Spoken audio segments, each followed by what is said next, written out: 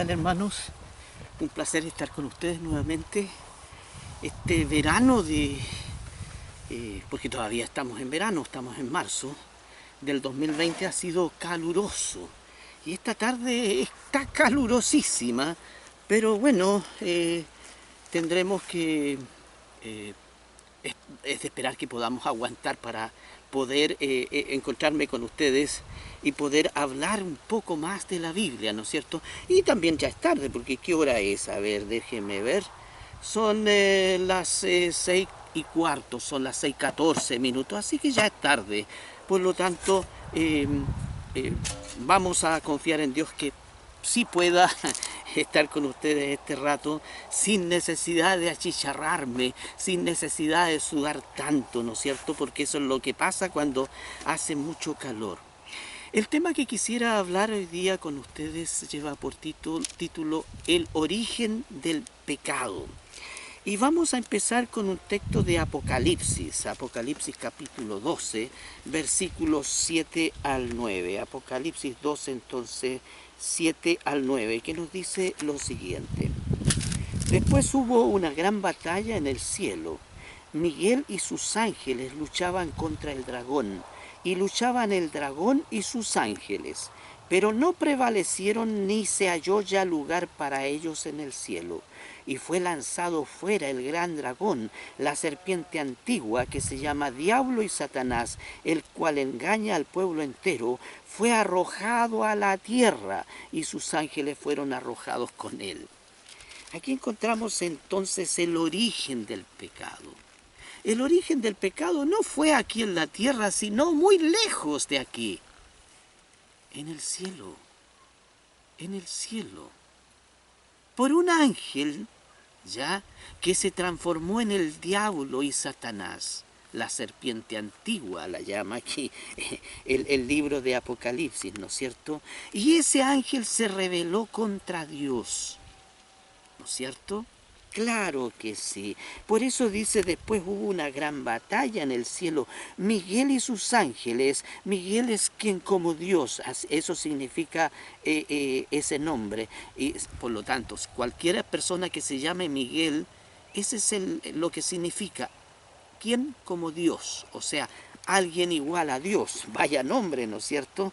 Y sus ángeles luchaban contra el dragón, y luchaba el dragón y sus ángeles, pero no prevalecieron ni se halló ya lugar para ellos en el cielo. El dragón y sus ángeles fueron vencidos por Miguel, ¿ya? Y fue lanzado fuera el gran dragón, la serpiente antigua que se llama Diablo y Satanás, el cual engaña al mundo entero. Fue arrojado a la tierra y sus ángeles fueron arrojados con él. Y esos son los encargados de hacernos tanto daño, ¿verdad? Están aquí, en la tierra. Fueron arrojados hace muchos años atrás, mucho tiempo atrás, ¿ya? Satanás, el diablo, ¿verdad? Fue arrojado a la tierra con sus ángeles. Y esos son los que nos complican la vida, en realidad. Ezequiel 28, estamos en Jeremías, Daniel me pasé, Ezequiel 28, la hoja que es anterior, aquí está. Del 14 al 19 nos habla de esta serpiente antigua, de este ángel que un día se rebeló contra Dios. Era el ángel más poderoso, era un querubín. O sea, los ángeles más poderosos son los querubines, son los que están ante la presencia misma de Dios. Ese ángel perfecto, hermosísimo, poderosísimo fue el que un día se rebeló. Y aquí Ezequiel nos habla de ese ángel, ¿no es cierto?, en los versículos 14 al 19, que nos dicen lo siguiente. Tú, querubín grande, protector, yo te puse en el santo monte de Dios. Allí estuviste en medio de las piedras de fuego, te paseabas. Perfecto eras en todos tus caminos desde el día que fuiste creado hasta que se halló en ti maldad. A causa de la multitud de tus contrataciones fuiste lleno de iniquidad y pecaste. por lo que yo te eché del monte de Dios y te arrojé de entre las piedras de fuego, oh querubín protector. Se enalteció tu corazón, y aquí viene la causa por la cual Lucifer, ¿verdad? Aquel querubín protector se transformó en Satanás. Se enalteció tu corazón a causa de tu hermosura y corrompiste tu sabiduría a causa de tu esplendor, o sea, se le fueron los humos a la cabeza, como decimos en Chile. Yo te arrojé por tierra delante de los reyes, te pondré para que miren en ti. Con la multitud de tus maldades y con la iniquidad de tus contrataciones profanaste tu santuario. Yo pues saqué fuego de en medio de ti, el cual te consumió, y te puse en ceniza sobre la tierra a los ojos de todos los que te miran. Todos los que te conocieron de entre los pueblos se maravillarán sobre ti. Espanto serás y para siempre dejarás de ser. En realidad aquí aparece la historia completa de Satanás. Desde que fue creado, ¿ya? Como ese querubín grande, protector, hasta el momento, siguiendo con el momento en que se enalteció su corazón y el yo le hizo, ¿verdad?, que los humos se le subieran a la cabeza, hasta el día en que será destruido, hasta el día en que morirá Satanás, porque tiene sus días contados y están muy pronto por cumplirse, ¿ya? A Satanás le queda muy poco tiempo.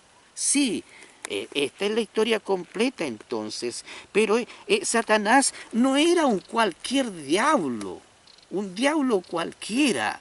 De hecho, Noé cuando surgió, cuando Dios lo creó, no surgió como un pobre diablo. Era un querubín protector, un ser muy enaltecido, ¿ya? Un ser que estaba, un ángel, un querubín protector, era un ángel que estaba a cargo de los demás ángeles, ¿ya? Y ese ángel un día se corrompió, ¿no es cierto? Aquí lo dice: perfecto eras en todos tus caminos desde que fuiste creado hasta que se halló en ti maldad. Sí, durante mucho tiempo este ángel tan poderoso, ¿verdad?, conquistó la amistad de todos los ángeles. Todos los ángeles lo querían, lo respetaban, porque claro, él era el mayor, el de mayor jerarquía, el que estaba ante la presencia misma de Dios. Y los ángeles, los demás ángeles, lo admiraban por ese detalle. Pero un día entró el pecado en su corazón, ¿verdad? Aquí dice: se enalteció tu corazón a causa de tu hermosura. Era tan hermoso, tan perfecto, que claro, seguramente un día mirándose al espejo vio lo hermoso que era y se transformó en qué sé yo, en un ególatra, ¿no es cierto? Claro que sí, eso pasó con Lucifer. Corrompiste tu sabiduría a causa de tu esplendor. Yo te arrojaré por tierra, yo te arrojaré, está en el futuro. ¿Te fijas? O sea, todavía no sucedía el momento en que Dios lo arrojaría, en que Miguel lo arrojaría del cielo, como vimos en el Apocalipsis. Delante de los reyes te pondré para que miren en ti. Con la multitud de tus maldades,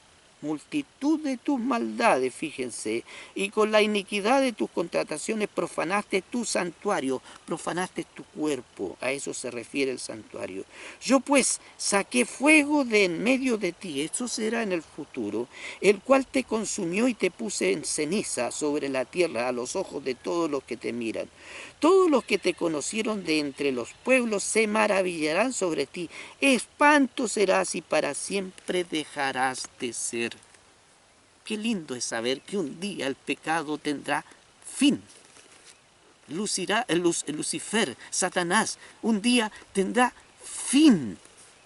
Morirá junto con todos sus ángeles. Dejarán de ser. Ya Dios no les prodigará más vida. Porque si Satanás vive hasta estos momentos, es porque Dios todavía le concede vida. ¿Ya? A Él y a todos nosotros, buenos y malos, Dios nos concede la oportunidad de cambiar. Y los ángeles que admiraban a Lucifer, un día se convencerán de que ya Lucifer no tiene más oportunidades. No se le puede seguir concediendo oportunidades, ¿ya? En realidad, a la fecha, ya Lucifer ha quedado muy en descrédito con los demás mundos creados por Dios, con los ángeles, con los seres celestiales que nunca han pecado. ¿Por qué? Porque fue capaz de levantarse contra Jesús y matarlo en la cruz. No solo asediarlo cada día para que Cristo cometiera un pecado, cosa que nunca sucedió, sino que después se encargó de provocarle la más terrible de las muertes a nuestro Señor Jesucristo, ¿verdad? Desde entonces ya Lucifer no cuenta con adeptos en el cielo. Solo sus otros ángeles que él arrastró a la tierra con él, como vimos en Apocalipsis, solo esos siguen, ¿no es cierto?, brindándole fidelidad. Pero un día Lucifer, como vimos aquí, terminará su existencia. Y Isaías capítulo 14 nos habla un poquito más de este ángel tremendo que un día se le ocurrió levantarse contra Dios. En el capítulo 14 de Isaías, versos 12 al 14, nos dice lo siguiente con respecto a Lucifer. ¿Cómo caíste del cielo, oh lucero, hijo de la mañana? Cortado fuiste por tierra, tú que debilitabas a las naciones. Tú que decías en tu corazón, se fija en el tremendo ego de Lucifer, ¿verdad? Tú que decías en tu corazón, subiré al cielo, en lo alto, junto a las estrellas de Dios, levantaré mi trono, y en el monte del testimonio me sentaré a los lados del norte. Sobre las alturas de las nubes subiré y seré semejante al Altísimo. Satanás, Lucifer mejor dicho, una simple criatura, cierto, muy hermosa, cierto, tremendamente poderosa, cierto, tremendamente inteligente, pero una simple criatura quiso suplantar a Dios, quiso arrebatarle su trono, quiso endiosarse, ser igual a su propio Creador. Ese fue el tremendo pecado de Lucifer. Como había conquistado la simpatía de tantos ángeles, arrastró una tercera parte de ellos, ¿ya? Y fueron arrojados a esta tierra. Qué triste. Pero vamos a Génesis capítulo 3, versículos 1 al 6, y nos vamos a encontrar con otra historia media parecida.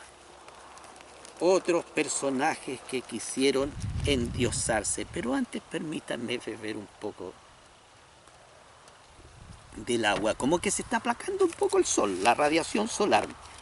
Vamos a ver entonces el capítulo 3 de Génesis, versículos 1 al 6. Pero la serpiente era astuta. La serpiente se refiere a Satanás, ¿ya? Que en esos momentos adoptó efectivamente la forma de una serpiente, porque tenía esa capacidad. Pero la serpiente era astuta más que todos los animales del campo que Jehová Dios había hecho, la cual dijo a la mujer: ¿con que Dios os ha dicho no comáis de todo árbol del huerto? Y la mujer respondió a la serpiente: del fruto de los árboles del huerto podemos comer, pero del fruto del árbol que está en medio del huerto, dijo Dios, no comeréis de él, ni le tocaréis para que no muráis. Entonces la serpiente dijo a la mujer: no moriréis, sino que sabe Dios que el día que comáis de él, serán abiertos vuestros ojos y seréis como Dios, sabiendo el bien y el mal. Y vio la mujer que el árbol era bueno para comer, y que era agradable a los ojos, y árbol codiciable para alcanzar la sabiduría, y tomó de su fruto y comió, y dio también a su marido, el cual comió así como ella. Ubiquemos en el espacio, en el tiempo, en ese lugar, ¿no es cierto? Dios hizo a Adán y Eva, primero a Adán, y después de la costilla de Adán, de su misma carne, creó a Eva, ¿ya? La más preciosa Miss Universo que jamás haya o vaya a existir. La más preciosa mujer. Ya lo hemos dicho, de unos 4 metros de estatura, Adán de unos 4 metros y medio más o menos, es lo que creemos muchos teólogos como yo, ¿verdad? Y Dios la rodeó de árboles, de frutales, la rodeó de animales, todos domésticos, todos, ninguno salvaje, ninguno que hiciera daños. Todos comían pasto o semilla o fruta, pero ninguno comía carne, ninguno era carnívoro. Había una paz, una armonía extraordinaria, ¿ya? Y Dios le dio autorización, lo puso en el huerto, un huerto que hizo Dios para Adán y Eva, para esos dos hijos, para que nunca nada le faltara. Tenían además el árbol de la vida que producía 12 frutos al año, ¿ya? O sea, 12 veces en el año producía frutos, ¿ya? Durante todo el año. O sea, las frutas de ese árbol no terminaban. Un árbol que nosotros evidentemente no conocemos. Y puso en el medio del huerto un árbol como prueba, porque Dios quería darle la libertad plena a Adán y a Eva. Un árbol que demostrara que Adán y Eva estaban dispuestos a obedecer a Dios, a seguirlo, a amarlo. Como prueba de ello puso Dios en el medio del huerto un árbol insignificante seguramente, con frutas, y le dijo, mira, todo esto es tuyo. Todos los animales son tuyos. Los leones, las jirafas, los dinosaurios, los elefantes, los gatos, todos son tuyos. Los árboles también, puedes comer de todo, menos este. Porque hay un enemigo que se ha levantado contra mí y que pretenderá engañarte. Este va a ser la prueba de que tú decides ser fiel a mí. Pero la mujer era curiosa. La mujer y Adán y Eva, lo más seguro que recién habían sido hechos, creados, ¿verdad? Hacía muy poco tiempo, y la mujer curiosa jugueteaba con todos los animales, ¿verdad? La mujer tremendamente femenina, tremendamente incauta, inocente, ingenua, ¿ya? Jugaba con todos los animales, pero siempre trataba de permanecer cerca de su marido. Un día se puso a juguetear, apareció una hermosa serpiente, que en esos tiempos volaba, tenían alas. Y esa serpiente quiso juguetear con ella. Y ella se sintió invitada por la serpiente a jugar. Y empezaron a jugar, a corretear para allá, para acá, y no se dio ni cuenta cómo se alejaba de su esposo cada día más. Y de pronto se asustó, se encontró en el medio del huerto, justo donde estaba ese árbol que Dios le había dicho que no cogiera de sus frutos. Para sorpresa de la mujer, la serpiente se dirigió directamente al árbol y se posó en él. Y la mujer quedó sorprendida. esperando qué le iba a pasar precisamente a la serpiente. Ella tenía prohibición de acercarse, de comer de esos frutos, pero ¿qué le iba a pasar a la serpiente? Curiosamente, la serpiente cogió una fruta y empezó a comérsela. Y la mujer quedó más, es verdad, sorprendida. ¿Pero qué le va a pasar? ¿Irá a morir igual como nosotros? Y para su sorpresa mayor, después que la serpiente terminó de comerse el último bocado del fruto, empezó a hablar con ella. Y le dice, ¡ah! Con que Dios os ha dicho que no comáis de este árbol. Y la mujer sorprendida le dice, no, nunca había Eva hablado con ninguna de las criaturas, nunca. Pero ahora esta serpiente, esperando ella que muriera, sin embargo, en vez de morir, empieza a hablar. Y la mujer sorprendida le dice, no, Dios nos ha dicho que no toquemos este árbol y que no lo comamos. Sí, entonces la serpiente le dice, ¿sabes Dios? Que un día que comáis de estos frutos, tus ojos se abrirán y podrás ver y conocer el bien y el mal. Y serás como Dios, serás igual que Dios. Y ese fue el error de Eva. Quiso, al igual que el diablo, ser igual que Dios.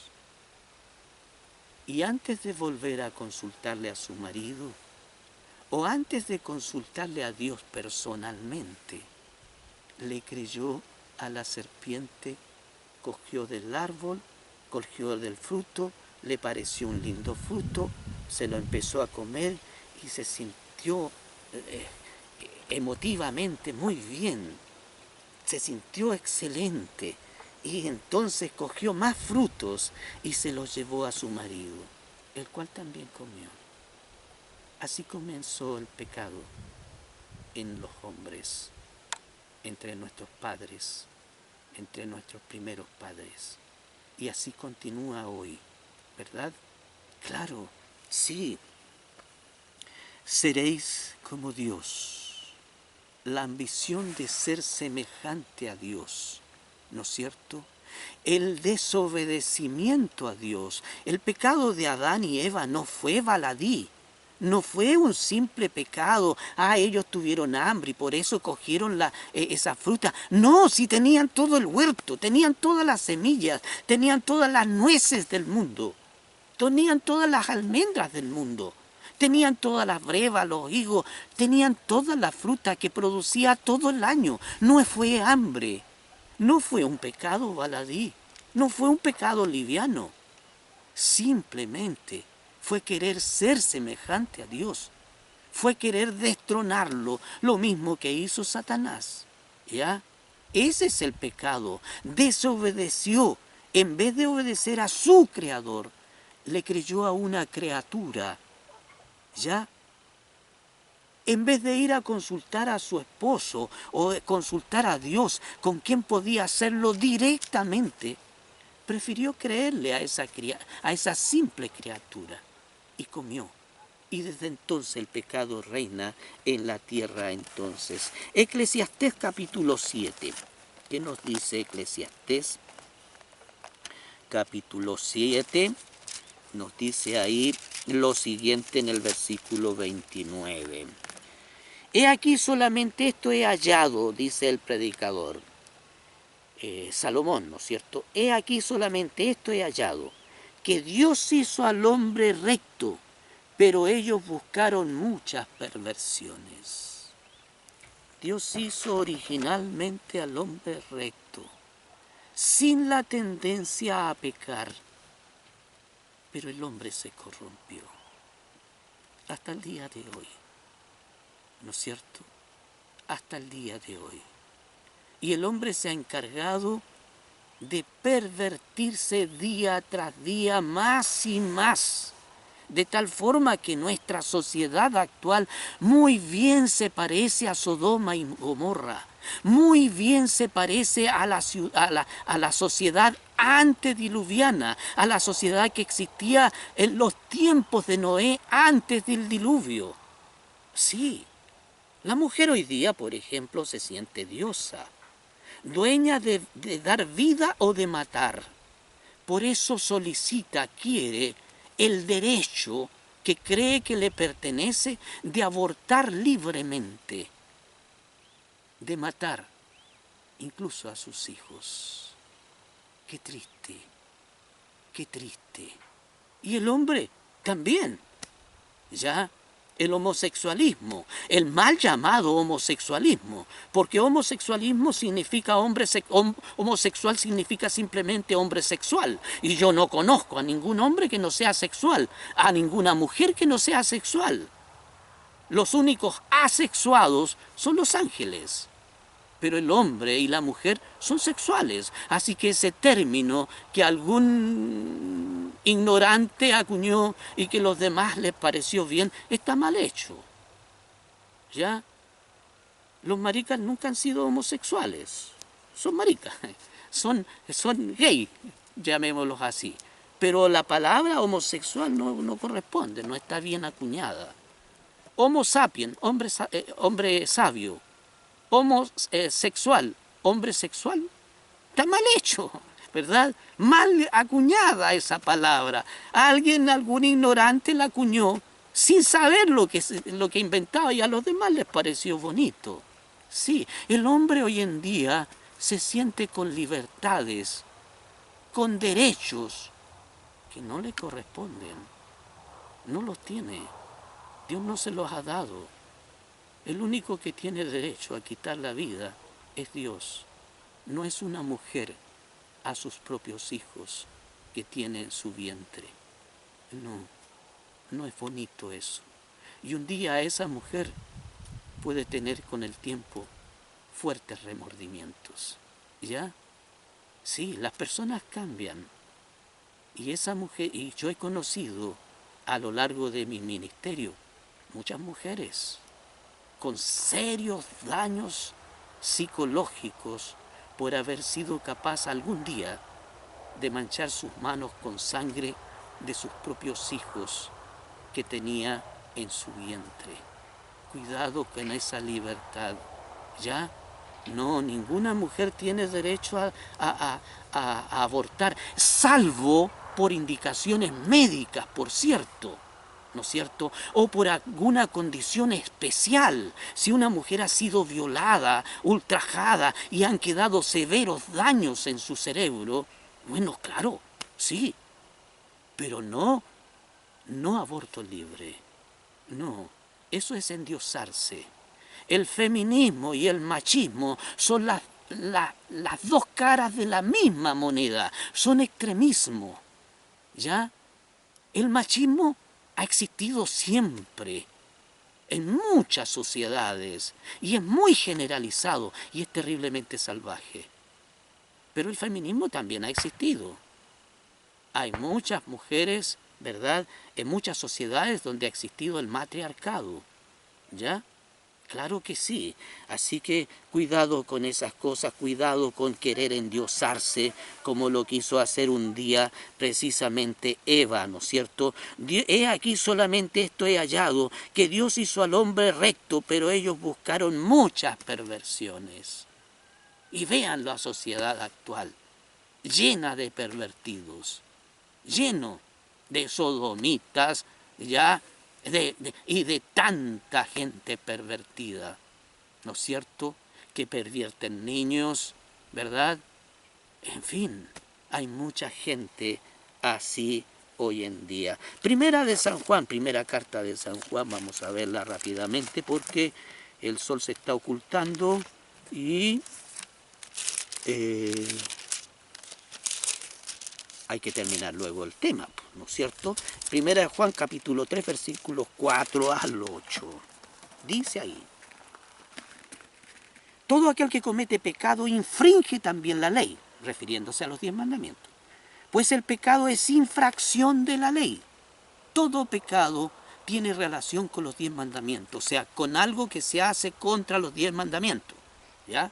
Todo pecado.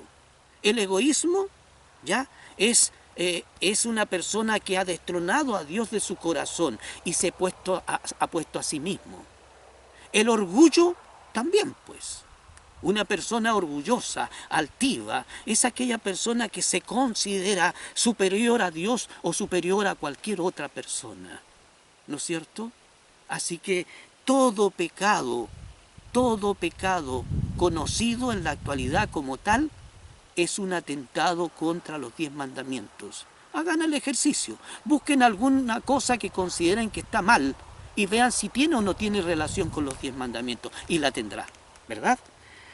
Todo aquel que comete pecado infringe también la ley, pues el pecado es infracción de la ley. Y sabéis que Él apareció, refiriéndose a Dios, y sabéis que Él apareció para quitar nuestros pecados y no hay pecado en Él. Sí, Cristo puede quitar nuestros pecados, borrarlos, cualquiera que sea, incluso los abortos. Incluso a los sodomitas Dios puede perdonar, sí, sí, siempre y cuando estén decididos a tomarse de su mano y no seguir por esos caminos. Todo aquel que permanece en Él no peca. Todo aquel que peca no le ha visto ni le ha conocido.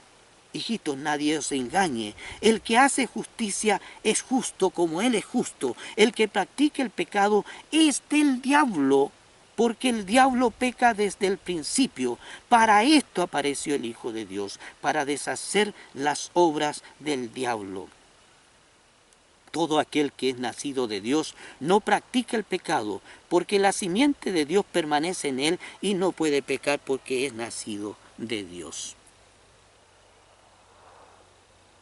Está claro entonces, ¿verdad? Todo pecado es infracción de los 10 mandamientos. De cualquiera de ellos, los 10 mandamientos siguen vigentes. No matarás, sigue vigente. No tendrás dioses ajenos, sigue vigente. No te harás imagen ni ninguna semejanza de lo que esté arriba en la tierra, arriba en el cielo, en la tierra o debajo en las aguas. No te inclinarás a ella ni las honrarás. Sigue siendo vigente. El sábado sigue estando vigente. Cristo guardaba el sábado. Por eso yo lo guardo. Porque Cristo lo guardaba. ¿Ya? Y todos los mandamientos, no cometerás adulterio, honra a tu padre y a tu madre, siguen vigentes en la actualidad. Sin embargo, vemos cuánta gente, cuántos hijos maltratan a sus padres o los asesinan, simplemente por no estar de acuerdo con ellos, o porque no les dan libertad para seguir con sus vicios, con las drogas, con el alcohol. ¿Cuánto de eso sucede en el mundo entero? Sí, hermanos míos, entonces tenemos que el pecado es infracción de la ley. Veamos qué nos dice Isaías ahora 59. Isaías 59, verso 2. Jeremías estoy todavía. Isaías 59, verso 2. Pero vuestras iniquidades han hecho división entre vosotros y vuestro Dios. Y vuestros pecados han hecho ocultar de vosotros su rostro para no oír. Es triste, es triste. Pero nuestras iniquidades, nuestros pecados, provocan separación entre Dios y el hombre. Y Dios no está dispuesto a escuchar a un pecador, a menos que sea para confesar sus propios pecados. La luz y las tinieblas no pueden estar juntas, ¿verdad? No pueden. Así tampoco Dios y el pecador pueden estar juntos, a menos que ese pecador venga humildemente ante el Señor a reconocer su condición de pecador y a pedirle perdón a Dios por ellos. Sí, entonces sí Dios lo escuchará, ¿verdad? Claro que sí, es claro este versículo. Pero vuestras iniquidades han hecho división entre vosotros y vuestro Dios, y vuestros pecados han hecho ocultar de vosotros su rostro para no oír. ¿No será que muchas veces que Dios no nos escucha es precisamente por eso? Porque estamos en pecado. ¿Qué esperas? Arrodíllate ante la presencia de Dios. Solo ante la presencia de Dios. Entra a tu cuarto a oscuras, a solas. arrodíllate ahí. Y en tu cama, si es tu cama, apoyado en ella, confiesa tus pecados a Cristo. Y Él te va a perdonar, hermano mío, hermana mía. Sí, el Señor perdona los pecados del hombre. Romanos 6, versículo 23. Romanos 6, versículo 23 nos dice lo siguiente.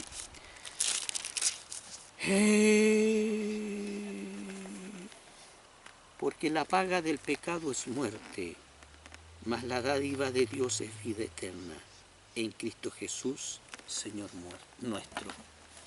La paga del pecado es la muerte. Si tú no te quieres apartar de tus pecados, un día tendrás que perderte. Un día tendrás que dejar de existir. Pero si aceptas la dádiva de Dios a través de Cristo Jesús, entonces tendrás vida eterna. Como lo dice el texto.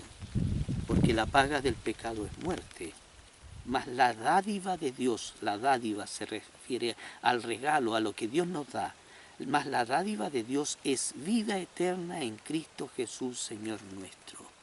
Solo en Cristo Jesús podrás tener la vida eterna. ¿Por qué apartar? ¿Por qué seguir en el pecado? Si Dios no quiere eso para nosotros. ¿Qué nos dice Primera de Timoteo, por ejemplo, capítulo 2, versículo 4? Esta carta que le escribe Pablo a Timoteo, ¿no es cierto? Primera de Timoteo, capítulo 2, versículo 4. Fíjate lo que le dice el apóstol San Pablo a su discípulo Timoteo. El cual quiere que todos, refiriéndose a Dios, el cual quiere que todos los hombres sean salvos y vengan al conocimiento de la verdad. Pablo le está diciendo a Timoteo que Dios quiere que todos los hombres sean salvos. Dios no quiere que solamente algunos sean salvos. Él quiere a todos, especialmente a ti. Sí, a ti, hermano mío, hermana mía. A ti el Señor quiere salvarte. Y en esas mansiones que está construyendo, ha construido la mejor habitación. Una mansión que las mejores mansiones de este mundo, los mejores hoteles, no son ni la sombra de esa ciudad que Dios está construyendo para cada uno de nosotros. Y en una de esas habitaciones está tu nombre, una chapita con tu nombre para recibirte. No dejes deshabitada ese lugar.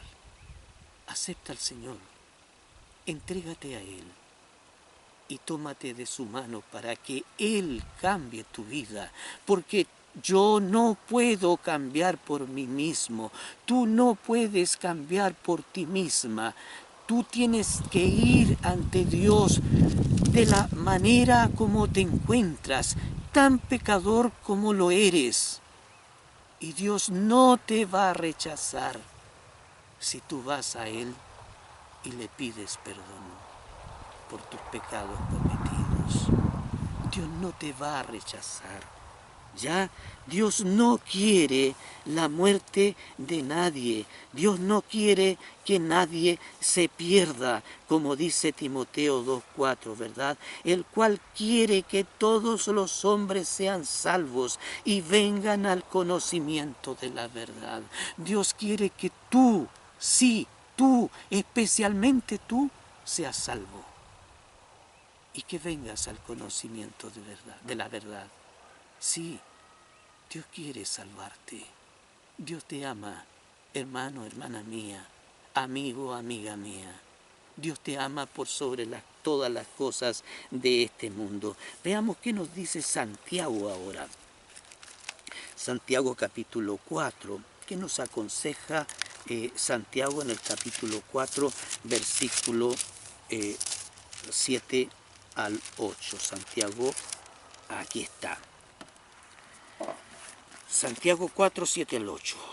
Dice ahí la Sagrada Escritura: someteos pues a Dios, resistid al diablo y huirá de vosotros. Acercaos a Dios y Él se acercará a vosotros. Pecadores, limpiad las manos, y vosotros los de doble ánimo, purificad vuestros corazones. Mira qué buen consejo nos da Santiago. Sí, Él dice acercaos a Dios, Él dice someteos pues a Dios, resistid al diablo y huirá de vosotros. Yo, ser finito, ¿puedo resistir al diablo? Sí. Pero primero debo someterme a Dios. Someteos pues a Dios, resistid al diablo y huirá de vosotros.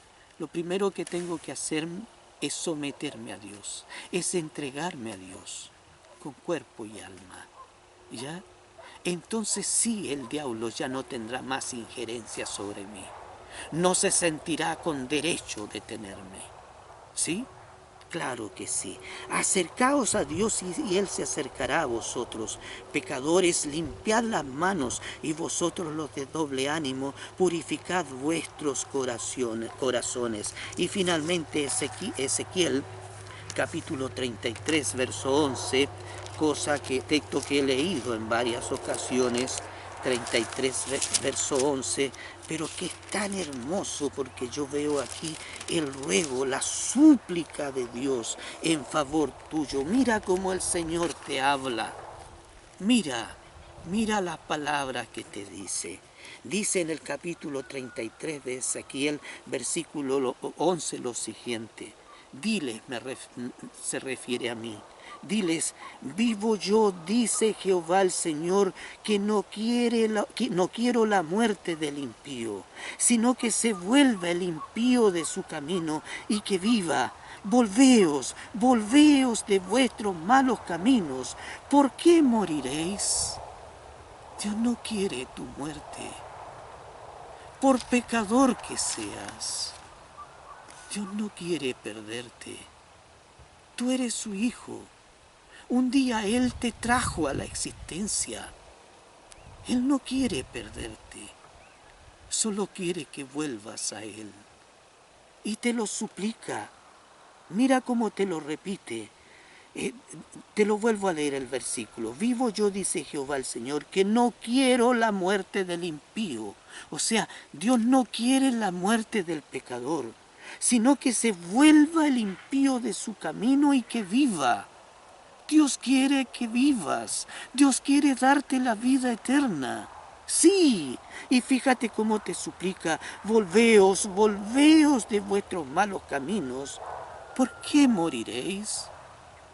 ¿Por qué tengo que perderte?, dice el Señor. Dios no quiere perderte. Eres su hijo, su hija. Dios te trajo a la existencia. No existes por casualidad en este mundo. Por eso es que te suplica: volveos, volveos. ¿Por qué moriréis? ¿Por qué razón quieres morir? Terminemos mejor con una oración a Dios. Maravilloso Padre, nuevamente clamamos ante tu presencia para implorarte el perdón de nuestros pecados, porque tú no quieres nuestra muerte, tú quieres darnos la vida y la vida en abundancia. Por eso es que te suplicamos, Señor, que tengas piedad una vez más de nosotros, sobre todo y especialmente por esta persona y estas otras que nos están escuchando en estos momentos. Bendícelas, dale la paz que tanto necesitan, ayúdales a comprender que tú no eres un Dios malo, que no eres un juez estricto, que tú, a pesar de todas nuestras fallas, nuestras faltas, quieres perdonarnos, quieres darnos la vida eterna. Te suplico por ellos, Señor, que tú toques sus corazones y les des paz, y les hagas comprender cuán infinito es tu amor y cuánto quieres salvarlos, Señor, cuánto quieres que un día ellos estén ante tu divina presencia. Te suplico todo esto y te lo agradezco en el nombre de Jesús. Amén.